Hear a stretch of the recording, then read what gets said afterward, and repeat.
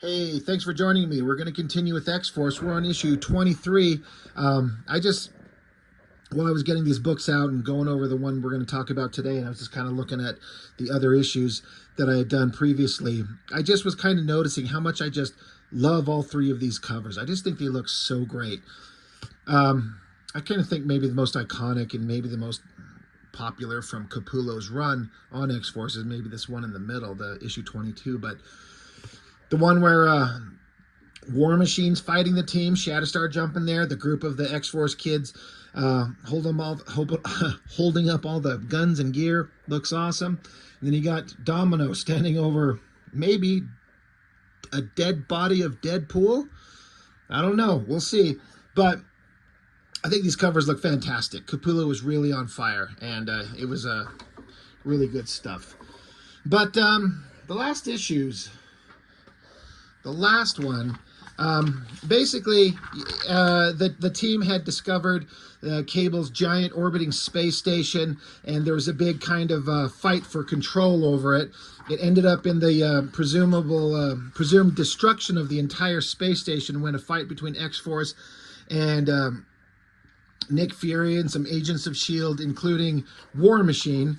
You know, big battle inside of it, tore it up.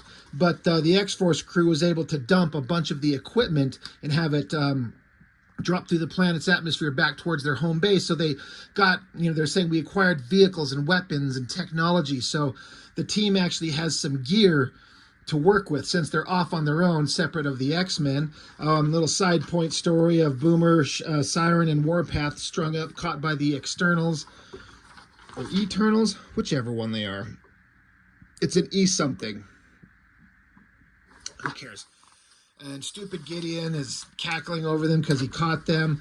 Didn't really have too much of an interest in that storyline with Gideon, but it is a major point that we're going to be getting into in this next issue. But this is the part where the team was back at their kind of desert headquarters, and all the big cargo containers of gear from Cable's base kind of crash landed right where they're at, and the team is excited because... I'm looking to see 16, 17, 18. It's in a page right here.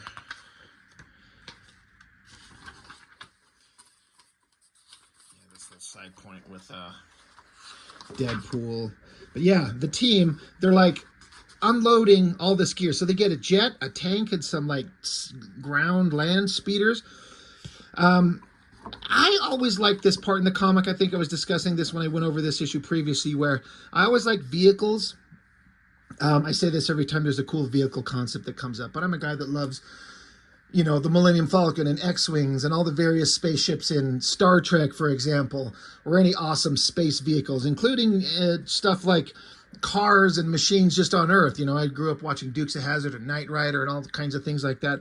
I like vehicles, and I like seeing very specific jets and tanks and things like that. Like in Aliens, you got the dropship and the APC carrier from that movie. Like, I like all that stuff, but people can't usually draw this stuff very well. But Capullo starts out with some really interesting, very specific designs. And I was like, well, those look neat. Well, we'll get to see those coming up in the next issue, too. It's like a little minor point. In fact, it's a completely irrelevant point. Who cares? The comic is not about the cool jet and the cool tank. But me as a kid, and even now, I kind of dig that stuff. I like a group of people having a specific dedicated vehicle that's their thing to get around in. It's like Han Solo in the Falcon, or Malcolm Reynolds in the Serenity on Firefly. It's a specific machine that means something. But that stuff never happens in comics. But yeah, I kind of like that point. And it's also convenient that they finally get a jet to zip around in, because their teammate, Lila Cheney, the teleporter, who was getting them around really easy, she's taken off and leaving. She's gone. So then we end on these stupid-ass, the High Lords... The Externals, right, Externals. I can't remember, Eternals or Externals. Eternals are the Jack Kirby thing. Anyway, whatever. Anyway, so that was all going on. The X-Force team, now that they got done, Cable got separated from them. And then we had the Executioner song. They thought he was dead. And then Xforce was basically under arrest. And then they got out on their own. Now they're trying to set up their own identity. Now they've got some equipment. Now they need a destination, a goal to reach, something to, you know, have a point for the team to kind of exist for. Also, Domino. She is making a return. If you remember, she was revealed to be, like, we were introduced to her way back in issue 98? 98 was the introduction of Domino. And I think the implication is that that character the entire time was an imposter. The Vanessa girl, everyone knows her from the Deadpool movies, but she's like a character that can shapeshift and make herself look like something else. So the Domino that we knew for many, many issues was actually not Domino at all. And once it was revealed that the real Domino was, you know, in chains, captured by some villain for, like, in her time frame, an entire year, Cable went and actually finally found her and freed her before he went off to go fight Strife in the Executioner song. And the last thing Cable told Domino was, find my team and go help them. And she's like, okay, great. I have no idea who your team is, but I'll do my best to honor that request because she's loyal to Cable. So it's just kind of an interesting idea that now we have the real Domino, and she has no idea who any of the X-Force kids are. So all the characterization and talking and conversations that they did have, pointless, meaningless, because it's not really her. So we're starting over. But the X-Force team, they decided to run off, and they're on a mission. So we're at a hospital. We got a silhouette shot. I guess it works.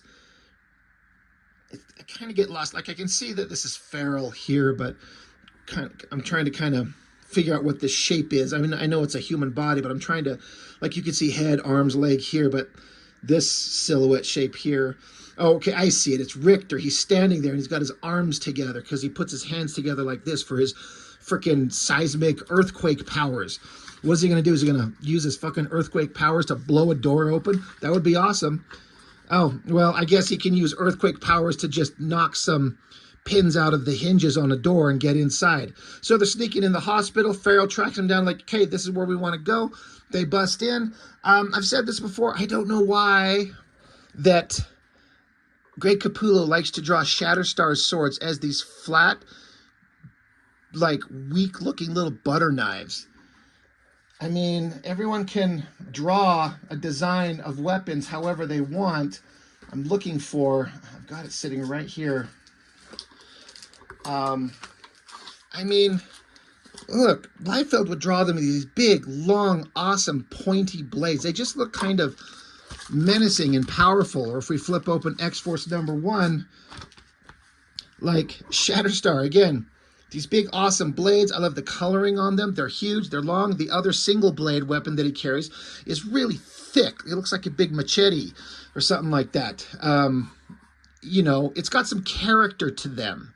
These things are just skinny, little, weak, little pieces of flat metal. It's a weird thing. Maybe most people don't care, but it bugged me back in the day when this was printed, which was 93. And it bugs me to this day. But there's somebody here in the hospital completely encased in like a cast. So they chop them, pick them up, and they're getting them out of there. They're like, careful, don't drop them. And then somebody's like, would it really matter if we dropped them? They're like, no, but we're kind of in a hurry, so let's just get going. So that's kind of funny. Whoever this busted-ass person is, they don't care if they drop them or hurt them. So they jump in their jet and take off. I keep wanting to point out these vehicle things. Look at this shot, this silhouette of that jet. I think that looks so cool. It looks like there's a really solid design under it. It looks sleek and fast. I like the two little rectangular shapes in the back for the engine exhaust. And then the coloring works really well. I love it so much. It looks really neat. But the crews, again, Shatterstar, Farrell, Richter, you got Sunspot flying. And so we find out it's this idiot, jerk-off, dumb character, Cruel, who was introduced issues ago. And it seems like he was kind of created as this in theory, awesome looking, crazy, monstrous bad guy. And then he got his ass kicked by someone, I forget who, and then he just disappeared. Could not care less about this guy. But he's got information. He's like, where's our teammates? They've been kidnapped. You know where. You need to direct us to where we need to go. And he begrudgingly agrees. So then once we get past this multi-page ad, because going, God, look at the inside front cover. It's even on the cover here. There's a little blurb down here. Dragon Month, May 93. Then there's a big shot there. And then Dragon Month? What the hell is this? But a lot of space in the middle of this comic dedicated to that. So they must have been paying a lot for that kind of ad space.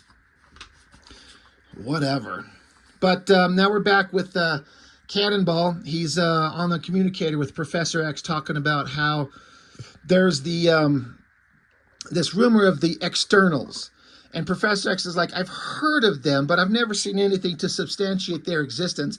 I kind of think of them more as like a bunch of rumors and superstitions, and they're not really real. And, you know, tall tales. And Cannonball's like, well, I happen to know for a fact they do exist, and they're a big danger. You know, whether they are what they say they are, I don't know, but they believe it. And then Professor X says, well, in that case, they do require our attention.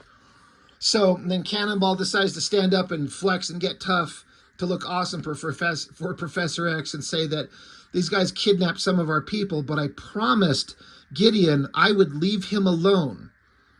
But they have our teammates. So do I break my promise, or do I go to save my friends? If I break my promise, does that make me no better than them?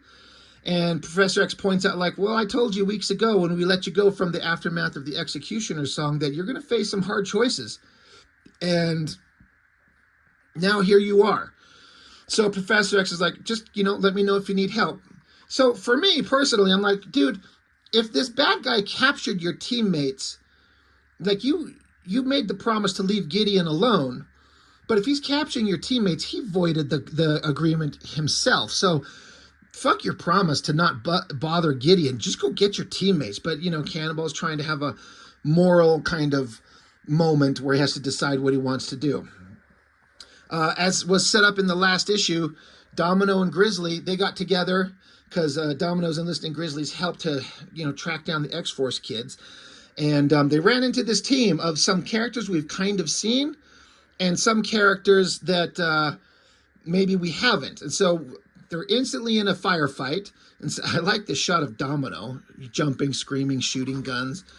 Really cool. She's like, well, hey, Grizzly, give me a roll call of these idiot assholes that we're fighting so I know what they are. And of course, that lets us, you know, we get the description of who they are. So Grizzly says, the big guy shrugging off your shots is Yeti.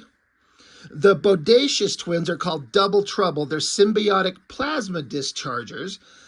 The quiet smiling guy, I have no clue. So this guy that looks like one of the worst design elements from an old Image comic right there.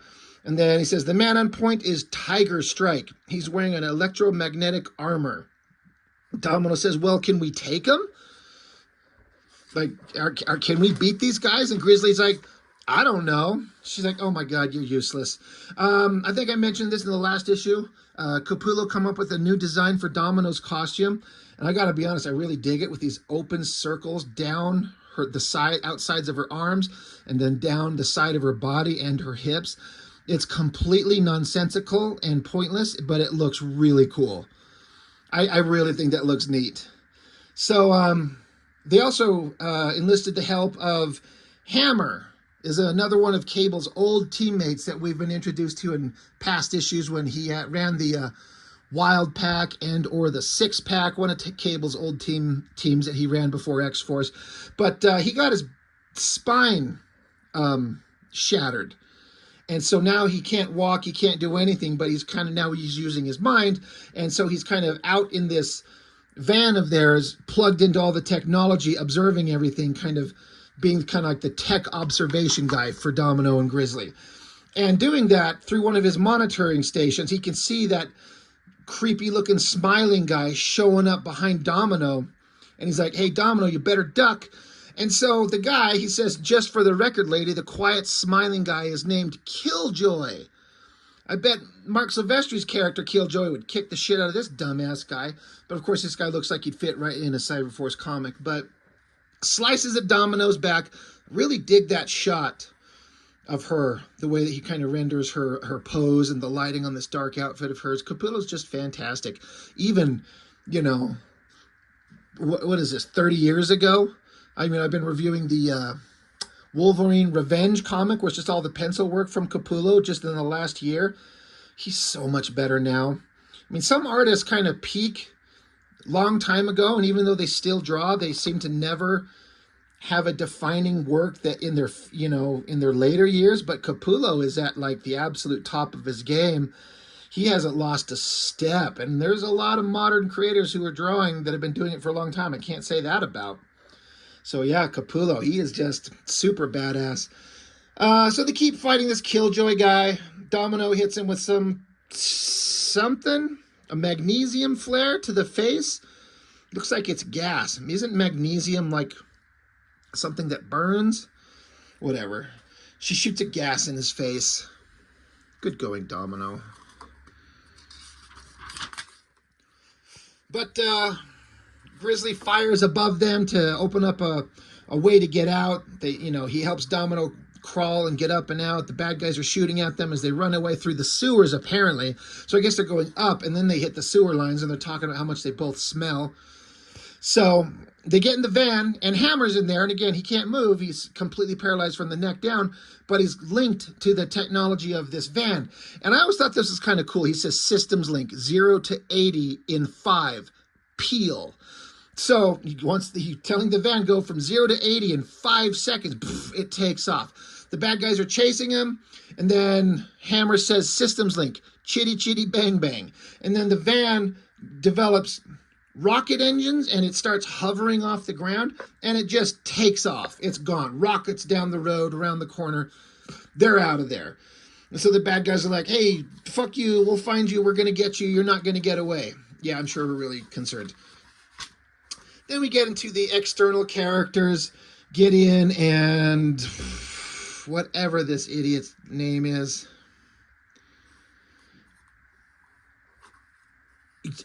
God, Saul. He calls him Saul. Who cares? Don't care about these characters at all, except for the fact that they have Warpath, Boomer, and Siren trapped. And the Xforce team is on their way to stop them. So the Xforce crew is on their way. They're flying through the air. That guy that they captured, Cruel, he's just like leaning up against the wall in his giant body cast. And he's still giving them advice, and he's giving them some kind of bad advice, but like, you know what, whatever, we got to just frontal assault. We got to go rescue our team. Now, I talk about occasionally in comics how there's a page or a scene or a moment of dialogue that has never left my brain because I thought it was so neat. It was so perfectly well executed. And this page right here is one of them. How I just got done talking about how much I love the vehicles that they just got. This is the moment where, like, Capullo and his design sense and keeping a design that looks great shows us how good he is. They got this awesome jet that we've already seen, a very specific, great design.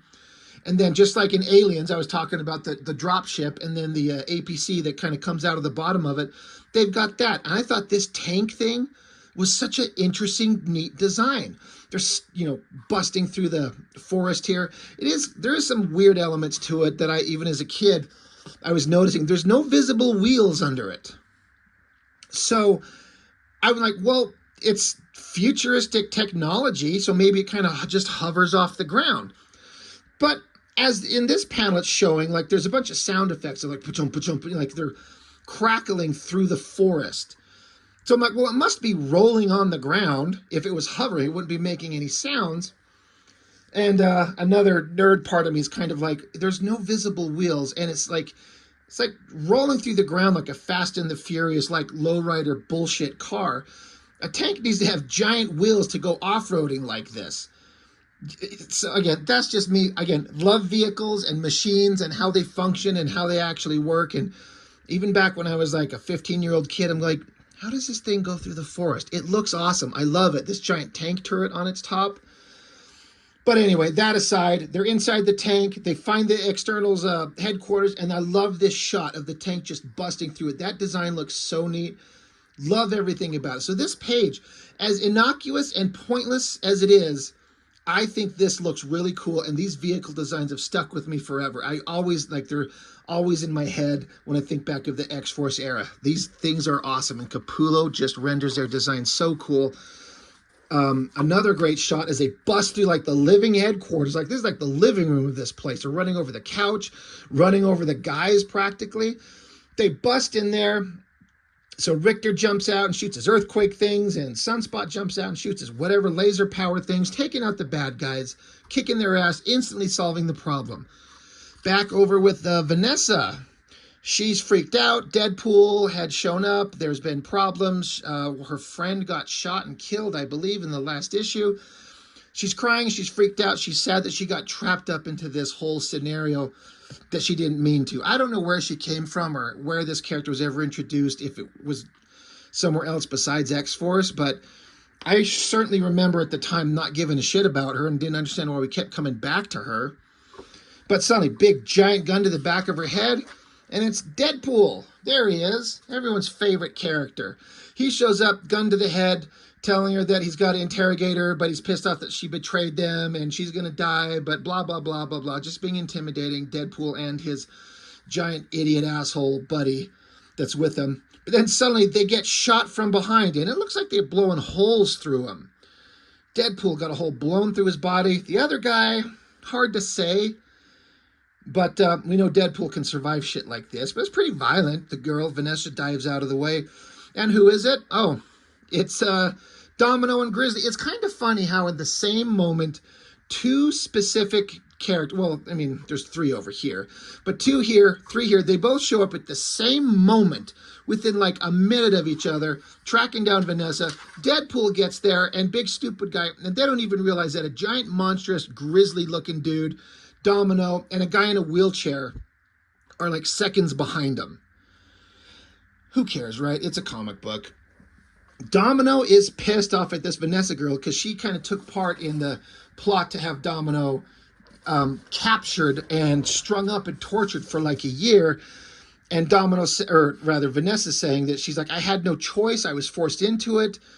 They were going to kill me. They've threatened me. I had to do it. Domino doesn't care, but Vanessa says, look, if you spare my life, I have something.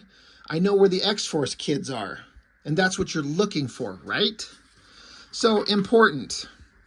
So we get back with Xforce. They're got Gideon up against, well, I like how Shatterstar right here. He's got his swords at Gideon's throat. And the conversation in here, you know, this is where Sunspot, who way back in, is it issue 99 or issue 100 of New Mutants, Sunspot ran off with Gideon. And because Gideon thought that Sunspot was the external, when in fact it turned out to be Cannonball who was. Once Gideon realized he had the wrong guy, he just tortured Sunspot. So it was a big betrayal of trust for Sunspot. But now the tables have turned, and Sunspot can kind of show that he's reasserting his dominance, his power, his agency, blah, blah, blah. You're not a threat to us, and we could take you both out right now if we wanted to. So, you know, please, with all due respect, Mr. Gideon, kiss our ass. Yeah, see, even Richter's getting in there. They're just, again, they're saying that Xforce is not afraid of you and you suck. And Gideon wants to bring up the point. He's like, you know, you guys actually broke the promise you made me. I would not have thought Xavier's children capable of such dissimulation. Dissimulation. Basically, he's saying that you gave your word and you didn't keep your word. I thought that Xavier's crew was better than that. And again, I honestly feel like, dude, you guys had their teammates captured. Promises, Noid, and Vol, fuck you. But Sunspot's like, oh yeah, Cannonball thought you'd say that. So they give a note that Cannonball wrote. It says, Dear Giddy. Very cute. I didn't break my word. I said I would never interfere in external matters again. And I haven't. The others did. But I kept my promise. Back off now, and I'll let you keep your head, your pal Sam Guthrie. So they're like, hey, this is how it's going to play out. We're going to take our friends, and we're going to leave, and you can go back to sucking each other's dicks or whatever you externals do, and we're going to bounce, and we're going to leave each other alone. And Sunspot gets really, tough with him, grabbing him, just showing that he's ready and willing to fight, maybe to the death if they have to. So leave us alone. Xforce does not have the time to waste on you. So the crew jumps back in their tank and takes off and leaves. And Shatterstar gives a last kind of, the external Saul here. He says, we need to study the newest ascendant, for without Sam Guthrie, the externals may all die. So they needed Cannonball. They needed to find out something about him and his genetics for whatever reason to save the lives of all externals. And Shatterstar says, remember, old man, if you continue to harass us, you may suffer that fate anyway. So then they jump in the tank, back off, and take off and get out of there. So, and that's the end of this issue. So, another kind of fun, simple adventure. I'm kind of digging where the Xforce crew is going. So issue 23. Issue 25 is where we get wrapped up real soon in the Fatal Attractions crossover, which is I'll be covering soon-ish. I've got to get a few comics in line to kind of get up to that point. But, yeah, I did the Executioner song, and there's a big X-Men crossover that went on. But then the next big one, it's not nearly as big. I think it's only like 5 or 6 issues as opposed to the Executioner song, which was like 12. But the Fatal Attractions, we're coming up on that. So that's 2 issues from now is the X-Force component of that crossover. And that's a big one where Magneto has yet again his big final solution for the X-Men problem, and Professor X does something drastic, and Magneto does something extremely graphic and drastic to a very specific member of the X-Men, Wolverine, and changes them forever and makes them significantly less interesting for a long time, in my opinion, but we'll get to those. But before all that insanity happens, X-Force is kind of trugging along, and I'm having a lot of fun with it. So far, it's really good stuff, and Capullo's run is fantastic. So that's all I got for now. Thank you for watching. I'll see you on the next one.